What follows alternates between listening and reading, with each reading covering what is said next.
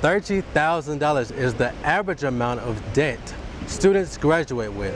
However, what students may not know is that there are alternative ways for them to eliminate this large amount of student debt. Students are in debt. Throughout their years in college, students tend to take out a large number of loans while overspending with their credit cards. For many people, this is a recipe for disaster when it comes to their credit score. I sat down and spoke with academic counselor Chris Hein, who tells us of the major credit agencies and exactly what your credit score is. There's one thing that not only students, anybody should do every single year. So there are three major credit reporting agencies. There's Experian, there's Equifax, and there's TransUnion, right? And so when these three agencies report, this is what then makes up your credit score, and that thing that ranges anywhere from 300 to 850. For students who have credit cards, you will want to be as secure as possible. In early October, banks began rolling out chipped credit cards, adding an extra layer of protection to make it difficult for fraudsters to counterfeit or copy your credit card. It's similar to like Facebook has their one-time use passwords, if you're familiar with that. So if you need to log in on an unfamiliar computer, use this password once,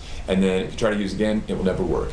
Every time you use that chip on a credit card, it does the same sort of thing. It creates essentially like a one-time password where if somebody steals that information from the credit card terminal and they try to reuse it, it will never work. Now, there are other ways of building credit. If you don't have a credit card, paying loans or paying your car note on time can be a good option. Chris Hein tells us how paying your credit on time keeps you in the clear and staying away from accumulating debt. It's really just a matter of if you're carrying a balance of 30% or more on your credit card regularly, and usually the way this works, that your credit card reports your usage usually about the middle of your cycle, right? So let's say your credit card bill is due the 1st of the month. So probably by the 15th of the month, they're going to report this to the credit agencies. So if by the 15th of the month on your $1,000 credit card, you have $500 out, that does not look good for you. But if before the 15th you go and pay this online and you get it down to under $300,